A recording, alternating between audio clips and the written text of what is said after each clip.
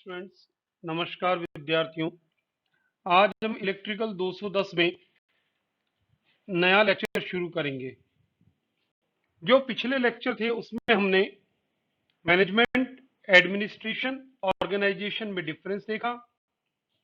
Scientific management क्या होता है, साइंटिफिक मैनेजमेंट की डेफिनेशंस देखी, साइंटिफिक मैनेजमेंट के कैरेक्टरिस्टिक्स देखे, and we have seen the advantages of scientific management, principles of scientific management, philosophy of scientific management, and concept of mental revolution।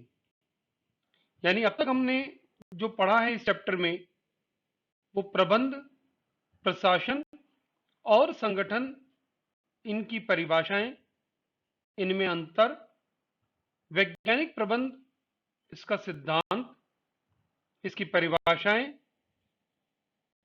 इसके लक्षण, वैज्ञानिक प्रबंध के लाभ,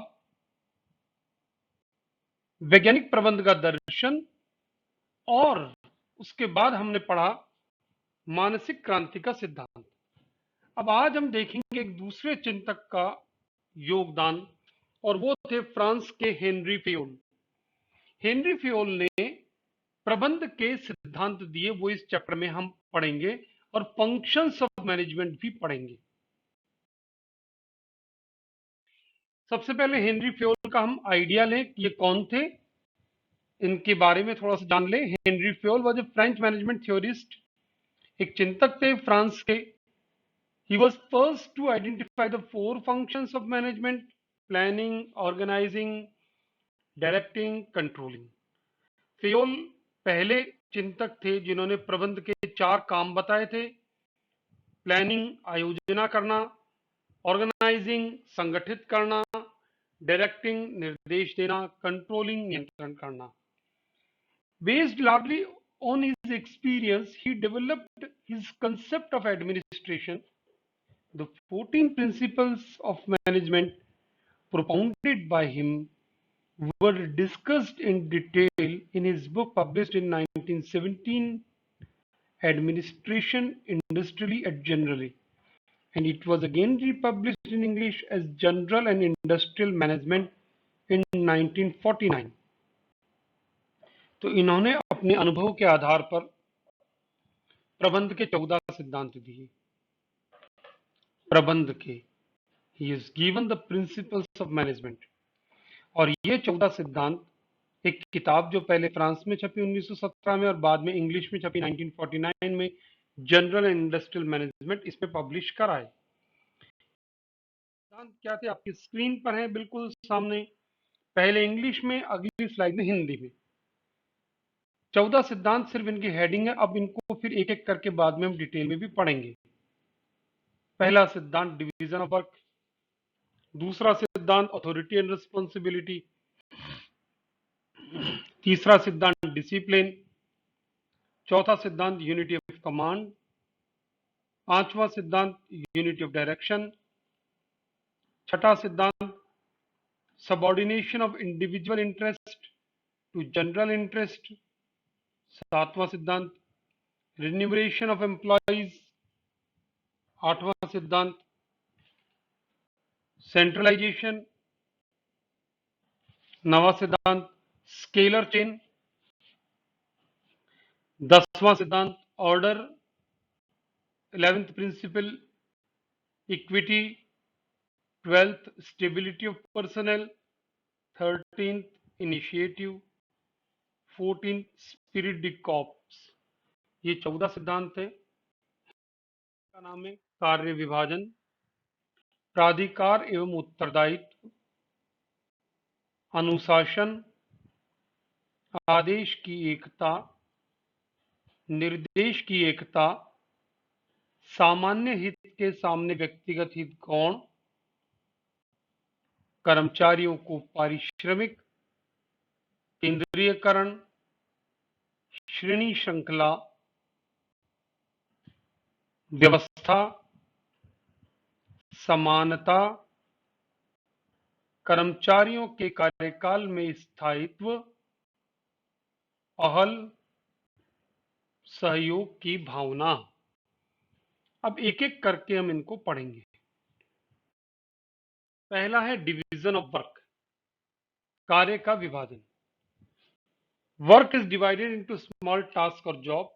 आप काम को छोटे छोटे कार्यों में, जॉब्स में विभाजित कीजिए। A trained specialist who is competent is required to perform each job. प्रत्येक जॉब को करने के लिए एक प्रशिक्षित विशेषज्ञ की आवश्यकता होगी। 10. Division of work leads to specialization. तो डिवीजन ऑफ वर्क ये सीधे सीधे विशेषज्ञता की ओर ले जाता है। अकॉर्डिंग टू हेनरी फ्योल के अनुसार the intent of division of work is to produce more and better work for the same effort. Specialization is the most efficient way to use the human effort. Henry Fayol मानते थे कि विशेषज्ञता से, काम के श्रम विभाजन से मानवीय प्रयास का दक्षतापूर्ण उपयोग किया जा सकता है। यानी हमें काम को छोटे छोटे भागों में बांटना है, उससे विशेषज्ञता मिलेगी और विशेषज्ञता से मानवीय प्रयास का हम दक्षतापूर्ण रूप से उपयोग ले सकते हैं। In business, work can be performed more efficiently if it is divided into specialized tasks. Thus, in a company, we have separate departments for finance, marketing, production, and HRD. कार्य को छोटे छोटे भागों में बांटने के कारण ही हमें एक कंपनी में, कंसर्न में अलग अलग विभाग दिखते हैं, जैसे वित्त विभाग, विपणन विभाग, उत्पादन विभाग, मानव संसाधन विकास विभाग। Now according to Henry Fayol, अभी आप एक लेजर पॉइंटर देख रहे हैं स्क्रीन पर। Authority is the right to give orders, obtain obedience, and responsibility is the corollary of authority. Henri Fayol के अनुसार अथॉरिटी क्या है? Authority is the right to give orders, आदेश देने का अधिकार है, एंड ऑब्टेन ओबीडियंस, उससे पालना होती है, रिस्पॉन्सिबिलिटी उसके कारण आती है। यानी आप किसी को उत्तरदायी किसी काम के लिए तभी ठहराएं जब वो उस काम को करने के लिए प्राधिकृत हो। There should be a balance between authority and responsibility. प्राधिकार और उत्तरदायित्व के बीच एक संतुलन होना चाहिए। अधिकार इतने भी ज्यादा नहीं होने चाहिए कि उसका दुरुपयोग हो, और इतने कम भी ना हो कि उत्तरदायित्व का निर्वहन ना हो पाए। तो वही 2 पॉइंट आगे लिखे हुए हैं। An organisation should build safeguards against abuse of managerial power, यानी प्रबंधकीय शक्तियों का दुरुपयोग ना हो। और at the same time a manager should have necessary authority to carry out his responsibility. साथ ही साथ प्रबंधक अपनी ड्यूटीज का निर्वहन कर सके, अपने कर्तव्यों का निर्वहन कर सके, उतने अधिकार उसके पास होने चाहिए। इसे हम एक उदाहरण से समझे। फॉर एग्जाम्पल, सेल्स मैनेजर एक विक्रय प्रबंधक है, उसको एक बायर के साथ नेगोशिएट करना, बातचीत करनी है। वो ये देखता है कि यदि 60 दिन का वो क्रेडिट देता है तो कंपनी को 50 करोड़ का फायदा हो सकता है, पर कंपनी ने उसकी क्रेडिट लिमिट 40 दिन की कर रखी है। अब यहां तो इम्बैलेंस हुआ। तो कंपनी को इस केस में मैनेजर की पावर को 60 दिन करना चाहिए ताकि वो कंपनी के फेवर में काम कर सके। अब नेक्स्ट सिद्धांत देखिए, डिसिप्लिन, अनुशासन। According to Henry Fayol, discipline requires good superiors at all levels. सभी स्तरों पर अच्छे अधिकारी हों, क्लियर एंड फेयर एग्रीमेंट्स, स्पष्ट पारदर्शी साफ सुथरे समझौते हों and judicious application of penalties, जो दंड दिया जाए उसका न्यायपूर्ण उपयोग हो। अब इसको उदाहरण से समझें कि डिसिप्लिन क्या होता है। हमारे दैनिक जीवन में डिसिप्लिन का अर्थ अलग है, यहाँ पर भी वही है, लेकिन एक अर्थ और भी है। मान लीजिए एक सिचुएशन है, एक कंपनी घाटे में चल रही है। अब कंपनी को घाटे से उबारने के लिए लेबर यूनियन और प्रबंधकों के बीच एक एग्रीमेंट होता है, जिसमें कहा जाता है कि कर्मचारी एक्स्ट्रा काम करेंगे, पैसा नहीं लेंगे और कंपनी को लाभ में लाएंगे। और उसी में यह भी शामिल होता है कि जब भी ऐसी स्थिति आ जाएगी, उस समय मैनेजमेंट जो है कर्मचारियों को पैसे देगा। तो जैसे ही ऐसी स्थिति आए कि कंपनी घाटे से लाभ में आ जाए, तो प्रबंधकों को भी उनको एक्स्ट्रा पैसा दे करके अपने उस एग्रीमेंट की पालना करनी चाहिए। डिसिप्लिन यही कहता है। Suppose management and labour union have entered into an agreement whereby workers have agreed to put in extra hours without any additional payment to revive the company out of loss. In return, the management has promised to increase wages of the workers.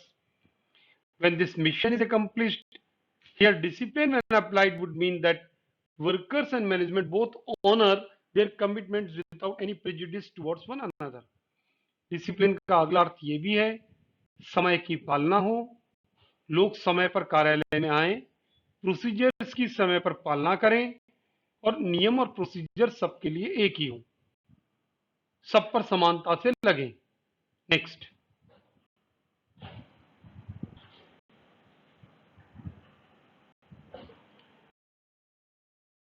Unity of command, आदेश की एकता, और इसी से मिलता जुलता आ जाएगा unity of direction, निर्देश की एकता। दोनों में अंतर भी पढ़ेंगे। तो यूनिटी ऑफ कमांड ये कहता है, according to Fayol and only one boss for every individual employee, प्रत्येक कर्मचारी का केवल और केवल एक ही बॉस होना चाहिए। If employee get orders from two superiors at the same time, the principle of unity of command is violated. यदि एक कर्मचारी, एक मजदूर, एक अधीनस्थ एक ही समय में दो सुपीरियर से ऑर्डर प्राप्त करेगा, तो आदेश की एकता का उल्लंघन होगा। The principle of unity of command states that each participant in a formal organization should receive and he should be responsible to only one superior. Henry Fayol gave a lot of importance to this principle. उनके अनुसार, if this principle is violated, यदि इस सिद्धांत का उल्लंघन करते हैं, तो अथॉरिटीज अंडरमाइन, अधिकारियों की प्रभाव में कमी आएगी, डिसिप्लिन इज इन जियोपर्ड, अनुशासन भंग होगा, ऑर्डर डिस्टर्ब, आदेश अव्यवस्थित होंगे, स्टेबिलिटी थ्रेटन्ड, स्थायित्व खतरे में होगा। नेक्स्ट, यूनिटी ऑफ डायरेक्शन, निर्देश की एकता। All the units of an organisation should be moving towards the same objective through coordinated and focused efforts.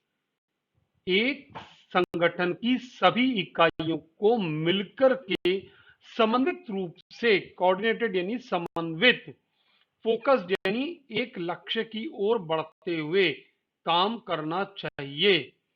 Each group of activity having same objective must have one head and one plan, यानी एक ही तरह का काम यदि करना है तो जो उस काम को लोग करेंगे उनको एक जैसे निर्देश मिलने चाहिए।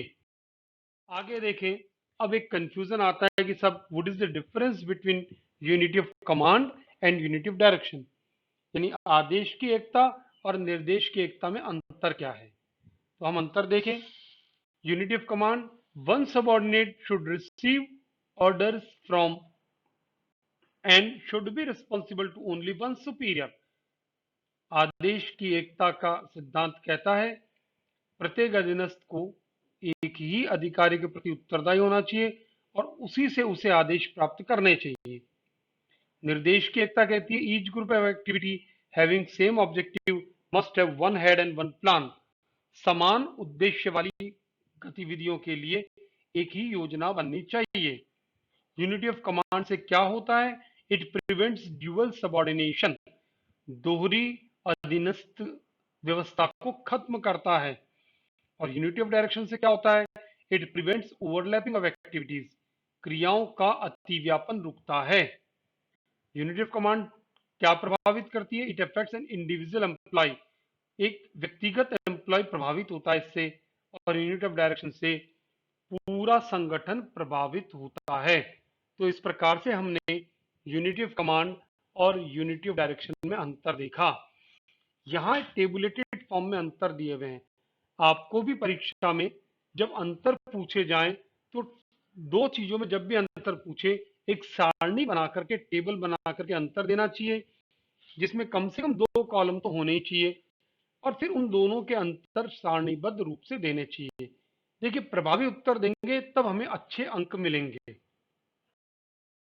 अब अगला सिद्धांत, रेन्यूमरेशन ऑफ एम्प्लॉइज, कर्मचारियों को मानदेय। द ओवरऑल पे and compensation should be fair to both employees and organization.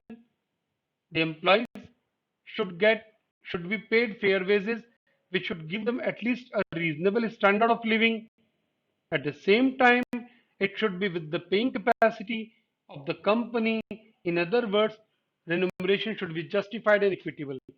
यानी इस सिद्धांत में हेनरी फ्योल कहते हैं कि जो कर्मचारियों को मानदेय मिलना चाहिए वो फेयर होना चाहिए, वाजिब होना चाहिए, और इतना तो होना ही चाहिए कि कर्मचारी का एक न्यूनतम जीवन स्तर बना रहे, और साथ ही साथ कंपनी की पेइंग कैपेसिटी भी ऐसी होनी चाहिए।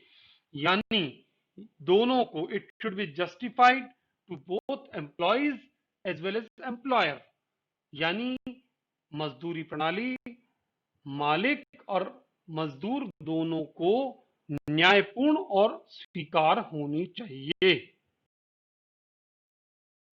अब हम सेंट्रलाइजेशन पढ़ें, केंद्रीयकरण। The concentration of decision making authority is called centralisation, whereas its dispersal among more than one person is known as decentralization. According to Henry Fayol, there is a need to balance subordinate involvement through decentralization with managers' retention of final authority through centralization. The degree of centralization will depend upon the circumstances in which the company is working. केंद्रीयकरण का सिद्धांत कहता है कि निर्णय कौन लेते हैं, क्या एक व्यक्ति लेता है, व्यक्ति को समूह लेता है, या निर्णय लेने में नीचे भी पूछा जाता है। निर्णय लेने में नीचे भी पूछ सकते हैं। अगर ऐसा पूछेंगे तो ये डिसेंट्रलाइजेशन होगा, और अगर एक ही ग्रुप या व्यक्ति निर्णय लेंगे तो वो सेंट्रलाइज्ड होगा। कितना सेंट्रलाइजेशन होगा, कितना डिसेंट्रलाइजेशन होगा, ये कंपनी पर निर्भर करता है। अगला सिद्धांत, स्केलर चेन, स्थैतिक श्रृंखला। An organization consists of superior and subordinates. एक संगठन में अधीनस्थ होते हैं, अधिकारी होते हैं। The formal lines of authority from highest to lowest ranks are known as scalar chain. एक कंपनी में ऊपर से नीचे तक जो फॉर्मल लाइन है अधिकारों का, जो एक रेखा है, इसे स्थैतिक श्रृंखला कहते हैं। And according to Henry Fayol के अनुसार, organizations should have a chain of authority and communication that runs from top to bottom, should be followed by managers and subordinates. संगठनों में एक अधिकारों की श्रृंखला होनी चाहिए, और संवाद जो है ऊपर से नीचे तक चलना चाहिए, और उसकी पालना प्रबंधकों और अधीनस्थों को करनी चाहिए। अब एक चित्र दिया गया, इसको उदाहरण से हम समझते हैं। इसमें 2 हेड है, एक हेड है ए, उसके अंडर में 2 लाइन्स हैं, A B C D E F एक अथॉरिटी की लाइन है, दूसरी लाइन है A L M N O P. अब मान लीजिए ई को ओ के साथ कोई कम्युनिकेशन करना है, तो स्केलर चेन के सिद्धांत के अनुसार सीधा ई ओ से संवाद नहीं करेगा, E to D to C to A to L to M to N to O, ये होना चाहिए। अब ऑर्डर व्यवस्था, according to Henry Fayol, people and materials must be in suitable places at appropriate time for maximum efficiency. The principle of order states that a place for everything, everyone, and everything, everyone in his place. Essentially, it means orderness. व्यवस्था, जैसे घर में हर स्थान के लिए एक वस्तु, हर वस्तु के लिए एक स्थान, उसे व्यवस्था कहते हैं। अव्यवस्था नहीं होनी चाहिए। ऐसे इंडस्ट्रीज में अ प्लेस फॉर एवरीवन, हर व्यक्ति और हर वस्तु के लिए एक स्थान होना चाहिए। And everything everyone in his place, हर व्यक्ति और वस्तु एक निश्चित जगह पर होना चाहिए। जैसे आप कॉलेज में पढ़ते हैं तो आपके कॉलेज में हर कक्षा का एक कमरा तय है, हर कक्षा के लिए एक टीचर तय है और हर कक्षा के लिए एक स्टूडेंट तय है। तो हर कक्षा में वही स्टूडेंट, वही टीचर उसी समय पर मिलने चाहिए। ये एक व्यवस्था है, दिस इज ऑर्डर। तो similarly this order must be followed in industry, यानी कि जिस स्थान पर लेथ मशीन होनी चाहिए वहां लेथ मशीन होनी चाहिए और जो वर्कर उस काम के लिए असाइंड है वो होना चाहिए। उस शॉप में जो सुपरवाइजर असाइंड है वो सुपरवाइजर होना चाहिए। तो ये व्यवस्था का सिद्धांत है। देन वी हैव इक्विटी, समानता। समानता का सिद्धांत कहता है good sense and experience are needed to ensure fairness to all employees who should be treated as fairly as possible। समान और उनके साथ निष्पक्ष व्यवहार करना चाहिए और दया का भाव भी रखना चाहिए, बड़प्पन का भाव भी रखना चाहिए, ताकि उनकी वफादारी और उनका आपके प्रति समर्पण आपको मिल सके। कंपनी को आपके आदेशों की पालना स्वतः हो। जो चीज होती है वो आसानी से होती है, उसमें आनंद आता है। अभी इस साल हम आनंदम के कंसेप्ट को भी पढ़ेंगे।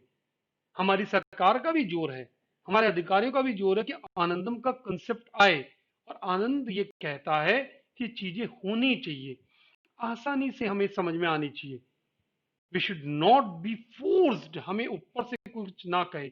यही उद्योगों में होता है कि कर्मचारी, वर्कर को लगना चाहिए कि हमें आदेशों की पालना करनी है, उन्हें बोझ नहीं महसूस होना चाहिए।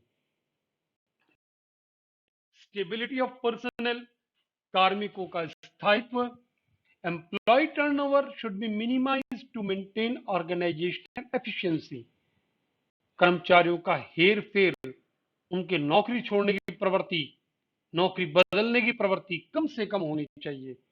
The personal should be selected and appointed after due and rigorous procedure, but once selected they should be kept at their position for a minimum fixed tenure. They should have stability of tenure, they should be given reasonable time to show results। यानी एक बार आपने चयन कर लिया ठोक बजा करके किसी का किसी नौकरी के लिए, तो उस पर पूरा उनको समय देना चाहिए कि वो कुछ रिजल्ट दे करके दिखावे। अब हम आगे सिद्धांत की ओर बढ़े, वो है इनिशिएटिव, पहल, यानी किसी का नवाचार का स्वागत करना। लेकिन साथ ही साथ कोई नवाचार सिर्फ इसलिए करे कि मैं तो अलग दिखूंगा और कंपनी के सिद्धांतों से उलट जाकर के सिर्फ अपने आप को दुनिया से अलग दिखाने के लिए इनिशिएटिव की बात करे, इसको भी रोकना। Workers should be encouraged to develop and carry out their plans for improvement according to Henry Fayol। Initiative means taking the first step with self-motivation. It is the thinking out and executing the plan. It is one of the traits of an intelligent person. Initiative should be encouraged, but it does not mean going this against the established practices of the company for sake of being different। Last सिद्धांत spirit D Corp, France की भाषा का शब्द है। Union strength, संगठन में शक्ति है। मैं के स्थान पर हम मिलकर के काम करते हैं, हमें मिलकर के काम करना है। संगठन में शक्ति है, एकता में शक्ति। बहुत पुरानी एक कहावत भी है कि मिलकर के रहना चाहिए। अब हेनरी फ्योल के प्रबंध के सिद्धांत हमने पढ़े, 14 सिद्धांत पढ़े, हमने डिटेल में भी पढ़ा। हमें लगता होगा कि ये सिद्धांत तो कहावत और मुहावरे हैं, आज की तारीख में ऐसा लग सकता है, लेकिन आज भी क्लासिकल मैनेजमेंट में इनका बहुत बड़ा योगदान है। इनको वायलेट नहीं कर सकता, और समय वो ध्यान रखना चाहिए जब ये सिद्धांत बनाए गए थे। अब आगे फंक्शंस ऑफ मैनेजमेंट, एक स्मार्ट आर्ट आपको दिखाई गई है स्क्रीन पर। आप देख सकते हैं POSDCORB, planning, staffing, coordinating, organising, directing, controlling. अब हम एक last, planning is the purpose of ascertaining in advance what is supposed to be done, who has to do it. Organizing is the administrative operation of specifying grouping tasks, duties, authorizing power, and designating resources needed to carry out a particular system. Staffing is obtaining the best resources for the right job.